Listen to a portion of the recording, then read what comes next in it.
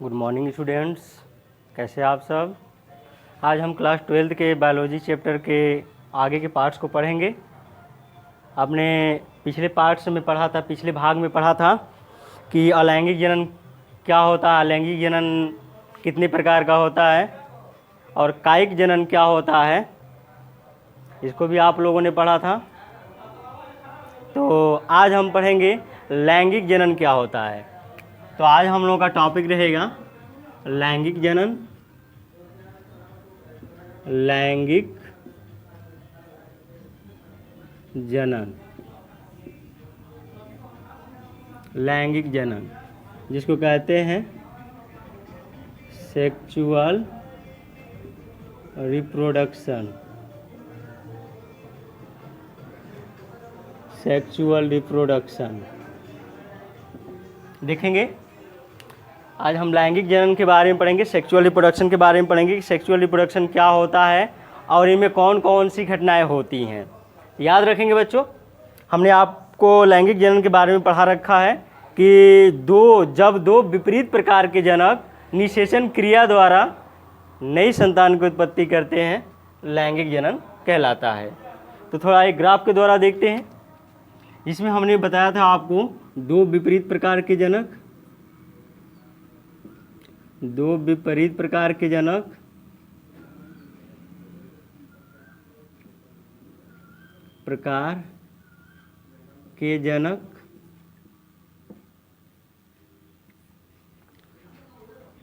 नर, जिसको मेल कहते हैं इंग्लिश में, और दूसरा होता है जनक मादा, जिसको इंग्लिश में फीमेल कहते हैं।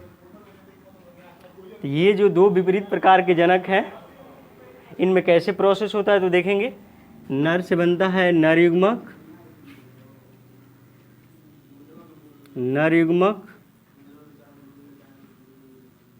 जिसको मेल गैमिट बोलते हैं, मेल गैमिट। और मादा से बनता है मादा युग्मक, जिसको हम फीमेल गैमिट बोलते हैं, फीमेल गैमिट। याद रखेंगे स्टूडेंट्स, नर से नर युग्मक और मादा से मादा युग्मक बनता है तो यहाँ पर होता है मियोसिस। ये भी याद रखेंगे, दोनों में होगा क्योंकि ये जनन कोशिका है। यहाँ पर मियोसिस होगा तो जो क्रोमोसोम्स हो, यदि मानकर चलिए कि ह्यूमंस में देख रहे हैं, मानव में देख रहे हैं, तो मानव में आपको पता है कि 46 क्रोमोसोम्स हैं, नर और मादा में 46 होते हैं। तो युग्मक में कितने हो जाएंगे मियोसिस के बाद? मियोसिस के बाद हो जाएंगे नर युग्मक में भी 23 और मादा युग्मक में भी 23। याद रखेंगे, आप लोग सेल डिवीजन में पढ़े होंगे मियोसिस अर्धसूत्री क्या होता है। इसके बाद दोनों संलयन, दोनों युग्मक का क्या होता है? संलयन, जिस प्रक्रिया को कहते हैं निषेचन। अर्थात नर युग्मक का मादा युग्मक का संलयन होना निषेचन कहलाता है, फर्टिलाइजेशन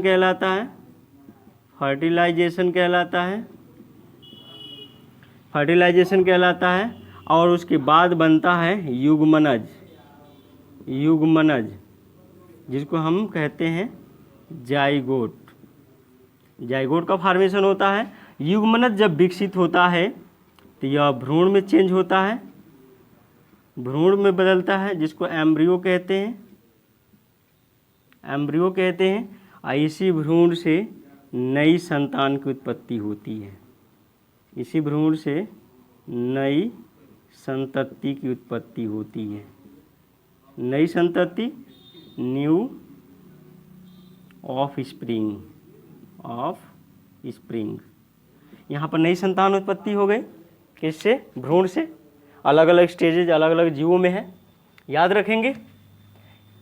नर से नर युग्मक, मादा से मादा युग्मक निषेचन क्रिया द्वारा नई संतान की उत्पत्ति करते हैं, लैंगिक जनन कहलाता है। लैंगिक जनन में निम्नलिखित 3 घटनाएं होती हैं, ये भी याद रखेंगे। तो यहाँ पर क्रोमोसोम्स का देख लेंगे फिर से, क्रोमोसोम्स कैसे डिवाइडेशन होता है उनका, तो फिर 23 मेल का और 23 फीमेल का जब जाइगोट बनाए हैं संलयित होकर, तो यहाँ फिर कितने हो गए 46, एम्ब्रियो में भी हो गए 46 और नई संतान में भी 46। इस तरह गुणसूत्रों की संख्या मेंटेन रहती है ह्यूमन के अंतर्गत, मानव के अंतर्गत। इसमें 3 घटनाएं देख लेंगे। यहाँ पर जो निषेचन की घटना हो रही है, निषेचन की घटना, इसी के आधार पर इसको 3 भागों में बांटा गया है। एक निषेचन के पहले की घटना, तो ये पहले की घटना जो होती है ऐसे यहाँ से लेकर यहाँ तक, इसको बोला जाता है निषेचन पूर्व घटना। तो पहला हमारा इसमें टॉपिक रहेगा निषेचन पूर्व घटना, और दूसरा टॉपिक हमारा बनेगा निषेचन, और तीसरा टॉपिक हमारा बनेगा ये जिसको कहेंगे निषेचन पश्य घटना।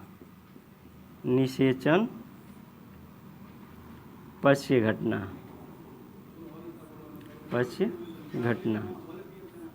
तो आप लोगों ने देखा लैंगिक जनन में 3 घटनाएं मुख्यतः होती है, निषेचन पूर्व घटना, निषेचन पश्य घटना।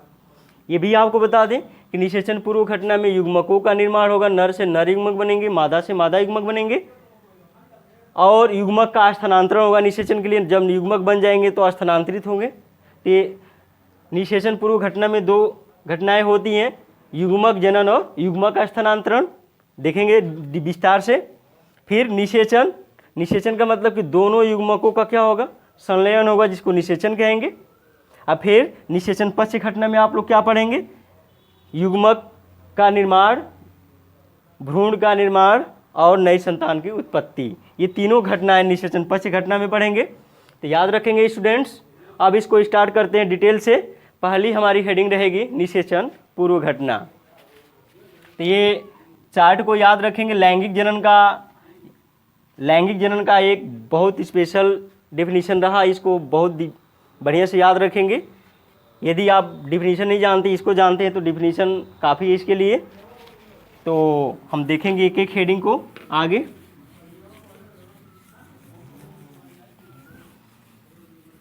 हमारी अब हेडिंग रहेगी निषेचन पूर्व घटना। पहली हेडिंग रहेगी इसके अंतर्गत निषेचन पूर्व घटना। इसको कहते हैं प्री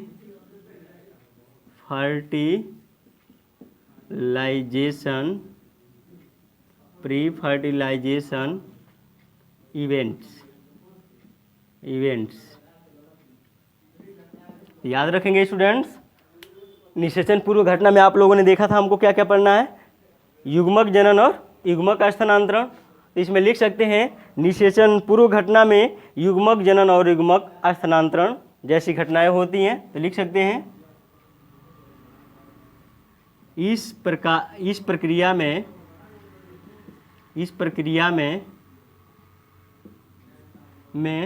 2 घटनाएं होती हैं। 2 घटनाएं होती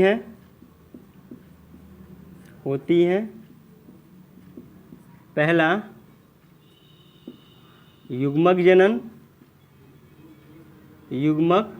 जनन गैमेटोजेनेसिस कहते हैं, और दूसरा युग्मक स्थानांतरण।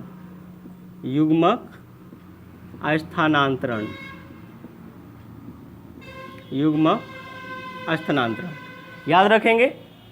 युग्मक जनन, युग्मकों का निर्माण होना, किसी जीव के अंतर्गत युग्मकों का बनना, युग्मकों का निर्माण होना युग्मक जनन कहलाता है। यदि आपके सामने यदि ये शब्द आए, जनन शब्द, किसी शब्द के बाद लगे जनन, तो उसका निर्माण होना होता है। जैसे युग्मक जनन तो युग्मकों का निर्माण होना, और दूसरे में क्या होगा, युग्मक का जनन हो जाएगा, युग्मक का फॉर्मेशन हो जाएगा, युग्मक का निर्माण हो जाएगा, तो वह निषेचन के लिए क्या होंगे, स्थानांतरित होंगे, जाएंगे, तो उसी को युग्मक का स्थानांतरण कहते हैं। तो इसको डिटेल से पढ़ते हैं युग्मक जनन को। तो युग्मक जनन को हम कहते हैं गैमेटोजेनेसिस।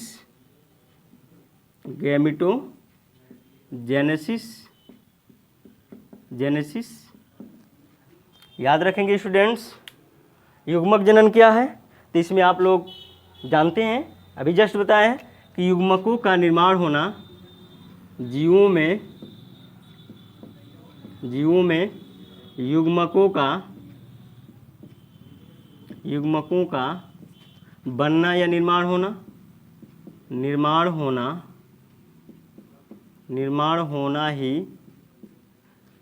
होना ही युग्मक जनन कहलाता है।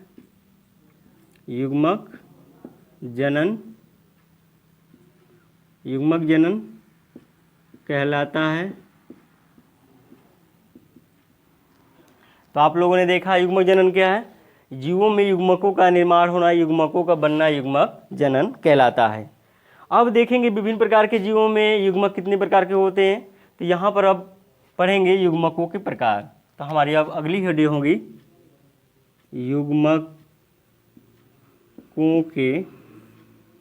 युग्मकों के प्रकार या युग्मक के प्रकार, टाइप्स ऑफ गेमिटोजेनेसिस या गैमिट्स। याद रखेंगे बच्चों। युग्मकों के प्रकार में यहाँ पर हम देखेंगे कि युग्मक जीवों में कितने प्रकार के होते हैं। तो तीनों को हम देख रहे हैं, तीन स्पेशली 3 प्रकार के होते हैं। तो लिख सकते हैं युग्मक निम्नलिखित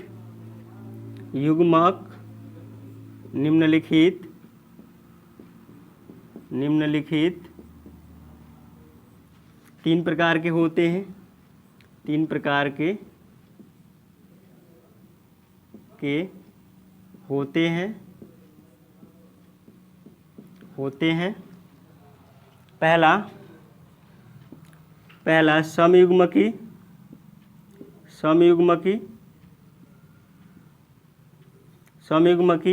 इसको इंग्लिश में कहते हैं आइसोगेमस।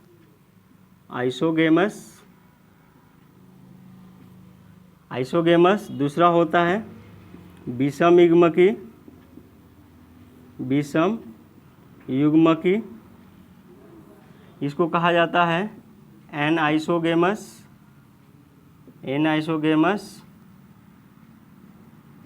और तीसरा होता है अंड युग्मकी।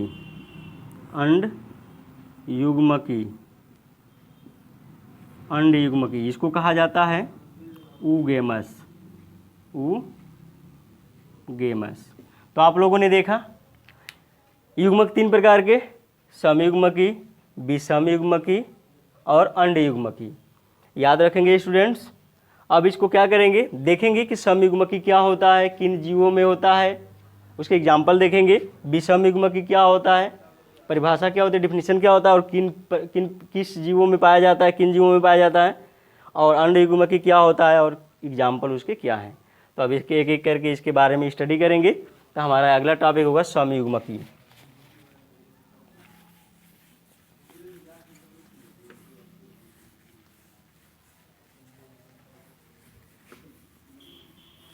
समयुग्मकी, इसमें पहली हेडिंग हमारी रहेगी समयुग्मकी।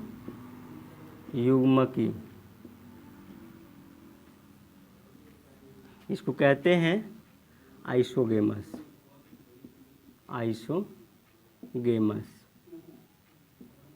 आइसोगेमस किसे कहते हैं? जब युग्मक आकार और परिमाण दोनों में समान होते हैं। जैसे यहाँ पर देखेंगे, इसका अर्थ ही देख लेंगे। सम मने बराबर, युग्मकी मने युग्मक। जब युग्मक बराबर हो, बराबर का मतलब क्या, संरचना में और परिमाण में। तो ऐसे युग्मक जो संरचना और परिमाण दोनों में क्या हो, समान हो, समयुग्मकी कहलाते हैं। तो इसका लिख लेंगे, ऐसे युग्मक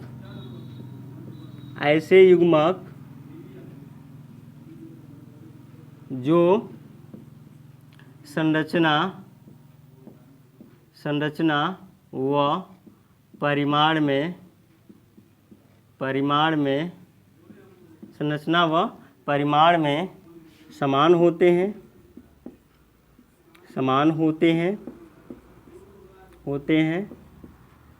समयुग्मकी कहलाते हैं। समयुग्मकी कहलाते हैं। कहलाते हैं। आप लोगों ने देखा ऐसे युग्मक जो संरचना व परिमाण में समान होते हैं, दोनों में समान होते हैं, संरचना में भी और परिमाण में भी, समयुग्मकी कहलाते हैं। इसके एग्जाम्पल्स हैं, एग्जाम्पल याद रखेंगे, बहुत बार पूछा जाता है एग्जाम्पल, उदाहरण बताइए समयुग्मकी का। तो इसके एग्जाम्पल है क्लाइमाइडोमोनास, ये शैवाल हैं, हरे शैवाल,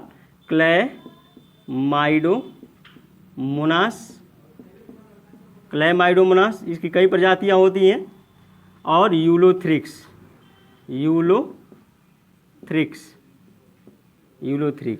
ये दो एग्जाम्पल आप याद रखेंगे। थोड़ा देख लेते हैं इसकी संरचना और परिमाण में कैसे भी समान होते हैं। तो सपोज दैट ये नर युग्मक है, ये नर युग्मक है, और ये इसका क्या हो गया, फ्लैजिला हो गया। ये मादा युग्मक है, ये भी क्या हो गया, इसका फ्लैजिला हो गया। देख रहे हैं, इसका संरचना और परिमाण देख लीजिए आप जरा, दोनों समान है बच्चों।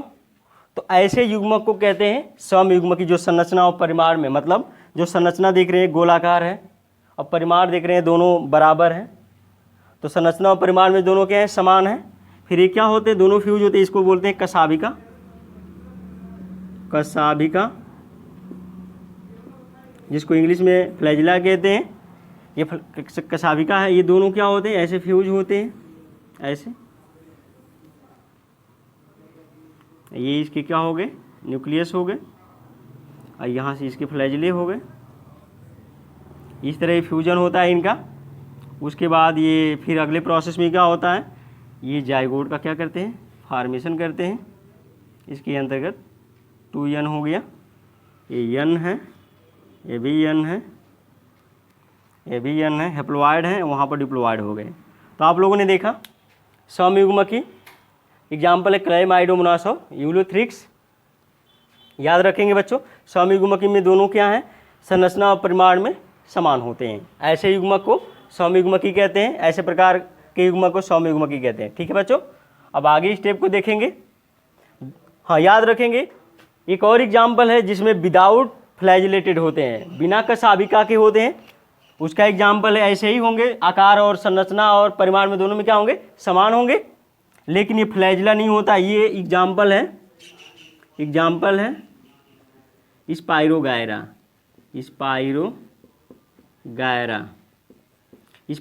भी सवाल है। इसमें जो युग्मक होते हैं विदाउट फ्लैजिलेटेड होते हैं। तो आप लोग समझ रहे हैं, सेम प्रोसेस होगा, लेकिन इनमें फ्लैजिला नहीं पाया जाएगा। तो ये एग्जाम्पल है किसका, स्पाइरोगायरा का। अब दूसरा देखेंगे, समयुग्मकी के बाद विषमयुग्मकी। दूसरा हमारा प्रकार है विषमयुग्मकी।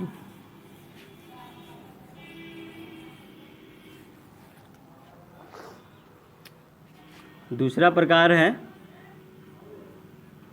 विषम युग्मकी,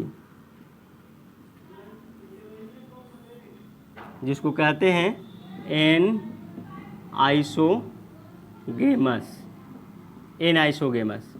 याद रखेंगे स्टूडेंट्स, विषम युग्मकी में क्या होता है, संरचना में समान होंगे लेकिन परिमाण में क्या होंगे, भिन्न होंगे। ऐसे युग्मक जो असमान होंगे, असम मतलब, विषम मतलब क्या, भिन्न होंगे, अलग होंगे, समान नहीं होंगे।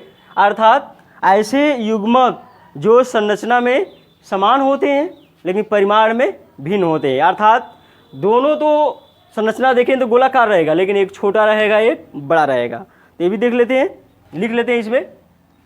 ऐसे युग्मक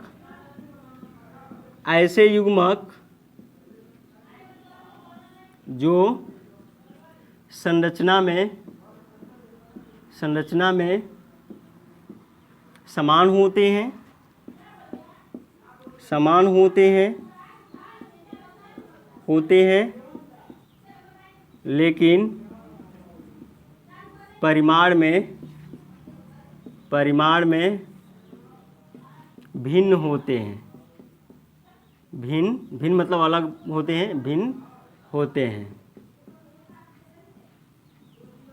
ऐसे युग्मक को क्या कहते हैं, विषम युग्मक कहते हैं, विषम युग्मकी कहते हैं।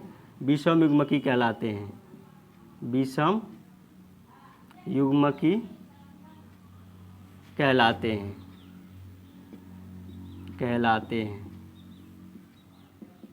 यहाँ आप लोगों ने देखा ऐसे युग्मक जो संरचना में समान होते हैं लेकिन परिमाण में भिन्न होते हैं। जाहिर सी बात है, हम ले लेते हैं एग्जाम्पल। यहाँ पर ये मादा युग्मक का ले रहे हैं, ये मादा युग्मक है और ये नर युग्मक है, नर युग्मक। तो आप देख रहे हैं दोनों ओवल शेप हैं, ओवल शेप दोनों हैं, लेकिन ये बड़ा है ये छोटा है। ये मादा युग्मक नर युग्मक। एग्जाम्पल याद रखेंगे बच्चों। एग्जाम्पल, क्लेमाइडोमोनास की एक प्रजाति होती है जिसको कहते हैं क्लेमाइडोमोनास, क्लेमाइडोमोनास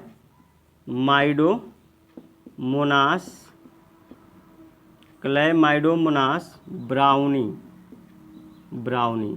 ये क्लेमाइडोमोनास की प्रजाति होती है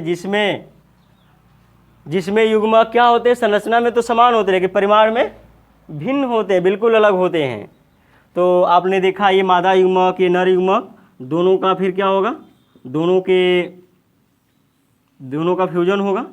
थोड़ा बड़ा बनाते हैं, बड़ा बनाए तो बड़ा बनाएंगे, दोनों का फ्यूजन होगा ऐसे ऐसे ऐसे। फिर ये क्या होंगे, दोनों युग्मनज का निर्माण करेंगे। दोनों किसका निर्माण करेंगे, युग्मनज का, 2n। ये हो गया युग्मनज का फॉर्मेशन करेंगे। ये क्या हो गया, यहाँ पर n है, लिख सकते हैं n, यहाँ पर भी n है, यहाँ पर भी n है और यहाँ पर भी n है। तो आपने देखा क्लेमाइडोमोनास ब्राउनी का जो एग्जाम्पल देख रहे हैं, संरचना में दोनों तो समान है लेकिन परिमाण में छोटा और बड़ा भिन्न है। एग्जाम्पल आप देख ही रहे हैं। इस प्रकार के युग्मक को विषम युग्मकी कहते हैं। आपका अगला टॉपिक रहेगा ऊगेमस, अंड युग्मकी। अगला टॉपिक है ऊगेमस।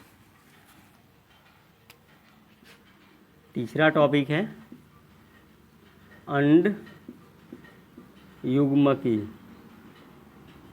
अंड युग्मकी जिसको कहते हैं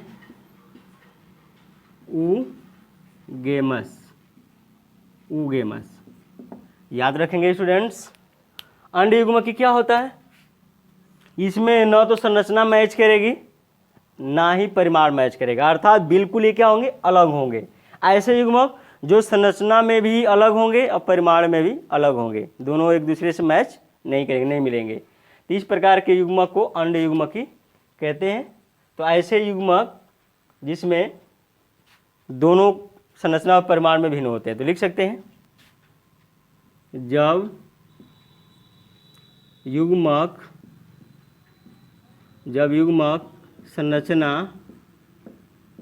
संरचना व परिमाण दोनों में भिन्न होते हैं, अलग होते हैं, भिन्न होते हैं, ऐसे युग्मक को अंड युग्मकी कहते हैं, अंड युग्मकी कहते हैं, ऊगेमस कहते हैं। ऐसे युग्मक को अंड युग्मकी कहते हैं। ठीक है बच्चों, एग्जाम्पल देखेंगे। एग्जाम्पल है कारा, एक प्रकार का शैवाल है। एग्जाम्पल कारा एक शैवाल है। फिर ऊडोगोनियम है, ऊडोगोनियम है। फिर मानव के अंतर्गत भी होता है, ह्यूमन के अंतर्गत भी इसी प्रकार के युग्मक पाए जाते हैं। तो यहाँ पर आप देखेंगे इसमें होता क्या है, तो संरचना और परिमाण दोनों में भिन्न होते हैं। तो मानव का ही बना लेते हैं, ETC मानव का बना लेते हैं। तो मानव में आप देखेंगे अंडे का जो आकार होता है, अंडाणु का जो आकार होता है ऐसे होता है, ये फॉलिकल लेयर होती है। ये अंडा हो गया, एक सेल हो गया यन, और यहाँ पर हम स्पर्म को बना लेते हैं।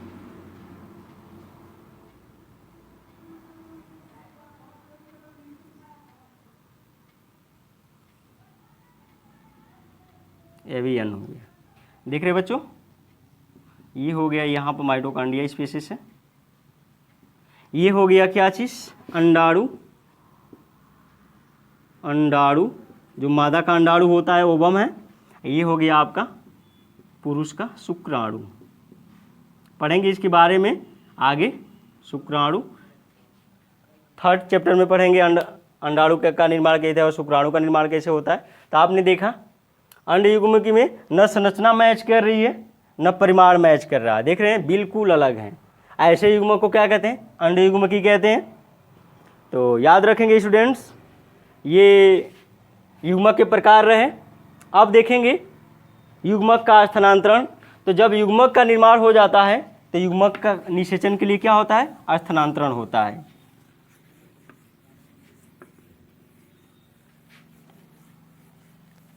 तो निषेचन पूर्व घटना में दूसरा हमारा रहेगा युग्मक जनन के बाद युग्मक का स्थानांतरण।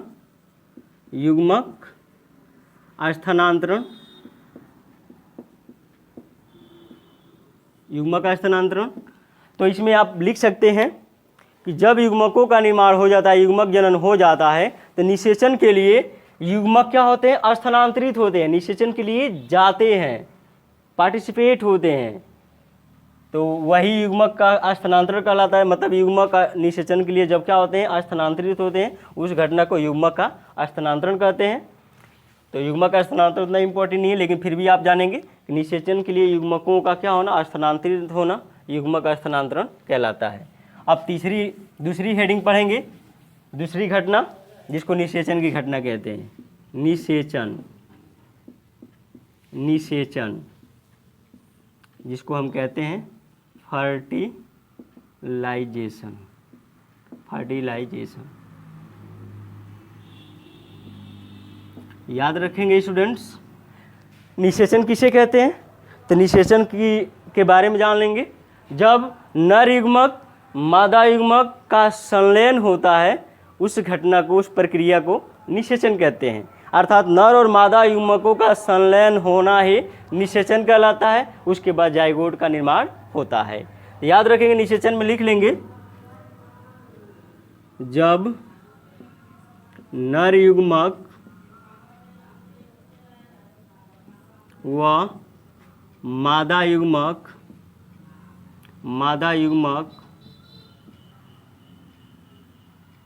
का संलयन सिनगेमी, संलयन को फ्यूजन बोलते हैं, संलयन होता है, संलयन होता है, तो इस घटना को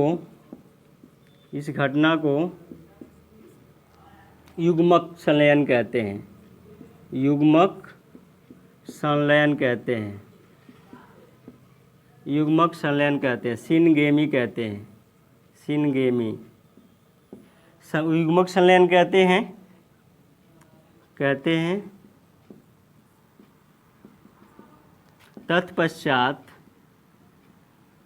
तत्पश्चात द्विगुणित 2n, आप देख रहे हैं जो युग्मक होते हैं यन होते हैं, युग्मक यन की संख्या में होते हैं।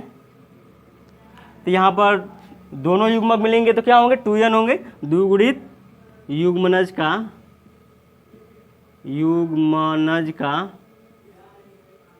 निर्माण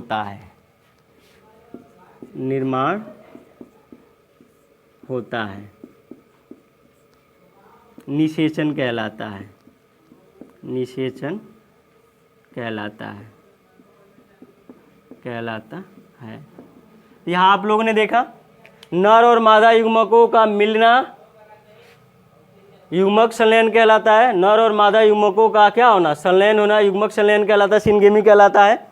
लेकिन उसके बाद द्विगुणित युग्मनज का निर्माण हो रहा है, तो सिनगेमी से लेकर जाइगोट फॉर्मेशन तक की प्रक्रिया को निषेचन कहते हैं। अर्थात जब नर युग्मक मादा युग्मक संलयित होकर द्विगुणित युग्मनज का निर्माण करते हैं, उस घटना को निषेचन कहते हैं।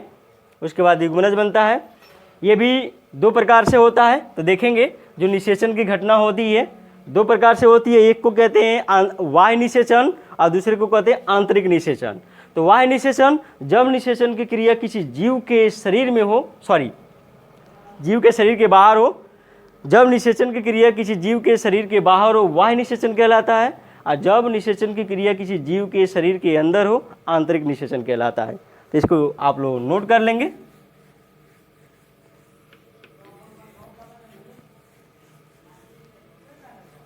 निषेचन की घटना में आप पढ़ रहे हैं दूसरा, निषेचन की घटना में क्या पढ़ रहे हैं कि निषेचन कितनी प्रकार का होता है। तो लिख सकते हैं निषेचन दो प्रकार का होता है। निषेचन दो प्रकार का होता है। पहला देखेंगे बाह्य निषेचन। बाह्य निषेचन इसको कहते हैं एक्सटर्नल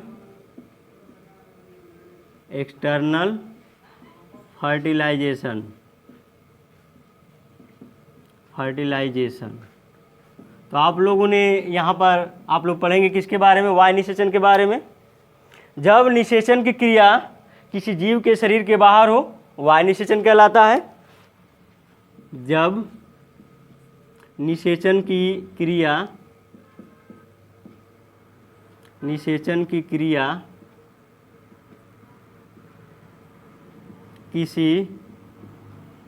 किसी जीव के शरीर के बाहर हो, किसी जीव के शरीर के बाहर हो,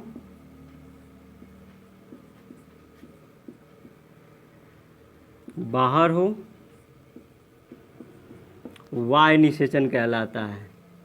बाह्य निषेचन एक्सटर्नल फर्टिलाइजेशन कहलाता है। तो आप लोगों ने देखा बाह्य निषेचन क्या है। जब निषेचन की क्रिया किसी जीव के शरीर के बाहर हो, बाह्य निषेचन कहलाता है। एग्जाम्पल देखेंगे, इसके एग्जाम्पल हैं। जितने भी एम्फीबियंस होते हैं, उभयचर प्राणी होते हैं, उभयचर प्राणी जैसे मेढक वगैरह, मेढक हो गए, कुछ मछलियाँ हो गई,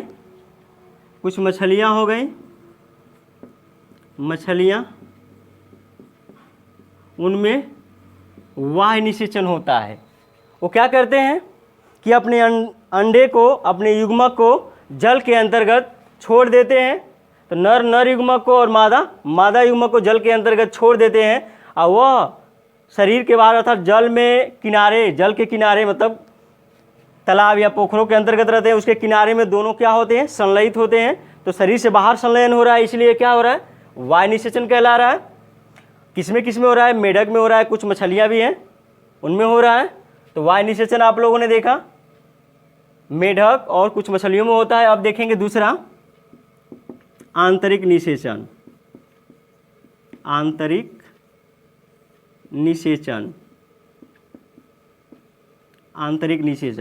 इसको कहते हैं इंटरनल फर्टिलाइजेशन।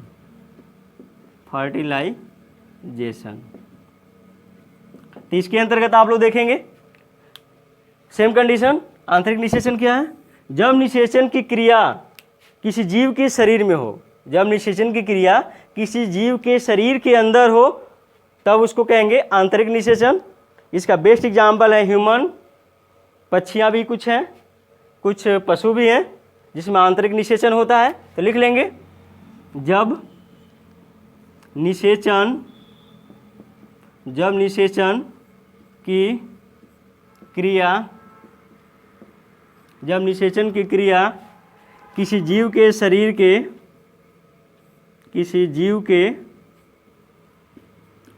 के अंदर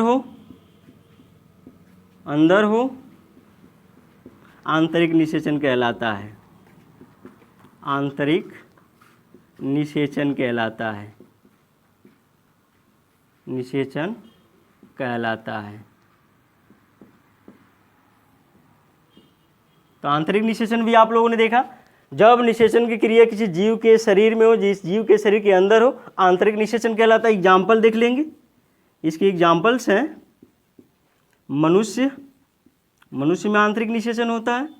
और हैं जैसे पशु में आ जाएंगे, गाय हो गए, भैंस हो गए, बकरियां हो गई। तो पशु में भी लगभग होता है, पशुओं में भी होता है। और लगभग पक्षियों में भी होता है, पक्षियों में भी होता है। तो ये आंतरिक निषेचन देख रहे हैं किसमें हो रहा है? मनुष्यों में, पशुओं में, पक्षियों में। तो आंतरिक निषेचन भी आप लोगों ने देखा। कुछ ऐसे भी जीव होते हैं जिनकी उत्पत्ति बिना निषेचन के होती है। कुछ ऐसे भी जीव हैं जिनमें बिना निषेचन की, उनकी उत्पत्ति बिना निषेचन की होती है। उनको बोला जाता है, उस घटना को बोला जाता है अनिषेक जनन। तो उसको भी देखेंगे। यहाँ पर देखेंगे एक क्रिया अनिषेक जनन। अनिषेक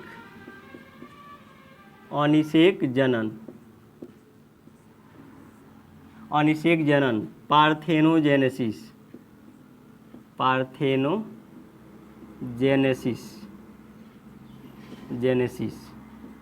याद रखेंगे स्टूडेंट्स, पार्थेनोजेनेसिस शॉर्ट नोट में कभी कभी आपके एग्जाम में पूछ लेता है। वह प्रक्रिया जिसमें नए जीवों का निर्माण बिना निषेचन के होता है। वह प्रक्रिया जिसमें किसी जीव का निर्माण बिना निषेचन के होता है। तो लिख लेंगे, वह प्रक्रिया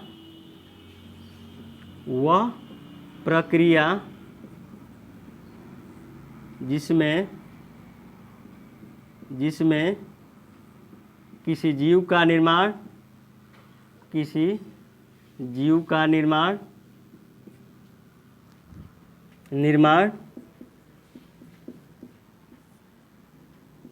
बिना निषेचन के होता है।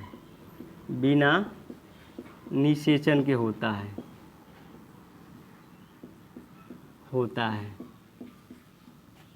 अनिषेक जनन कहलाता है। होता है, अनिषेक जनन कहलाता है।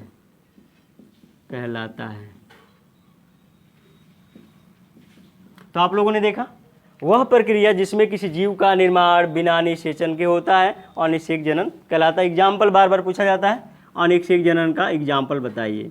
तो एग्जाम्पल होता है बच्चों आपका मधुमक्खी में ड्रोन मधुमक्खी का निर्माण मधुमक्खी में होता है। मधुमक्खियों में देखेंगे 3 प्रकार की मधुमक्खियाँ पाई जाती है, श्रमिक, रानी और ड्रोन। जिसमें ड्रोन का निर्माण होता है किसके द्वारा? अनिषेक जनन के द्वारा। याद रखेंगे। और किस में होता है? और कुछ छिपकलियों में होता है। कुछ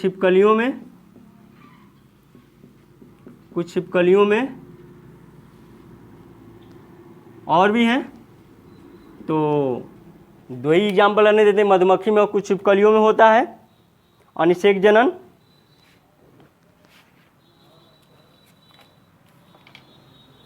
याद रखेंगे। अनिषेक जनन के बाद अब देखेंगे किसके बारे में? तो अगले टॉपिक में हम देखेंगे तीसरी घटना, जिसका नाम है निषेचन पक्ष घटना। निषेचन पक्ष घटना, पोस्ट फर्टिलाइजेशन इवेंट। ये अगले भाग में देखेंगे, अगले टॉपिक में देखेंगे। रन देते हैं यहीं तक। जितने भी आपको टॉपिक पढ़ाया जा रहा है ध्यान से पढ़ेंगे। इजी टॉपिक है, आपके समझ में आएगा। यदि आपको पसंद आए, अच्छा लगे तो ज़्यादा से ज़्यादा लाइक, शेयर और कमेंट्स करते रहिए। यदि कोई क्वेश्चन भी पूछना है कमेंट बॉक्स में दे सकते हैं। तो रन देते हैं। धन्यवाद।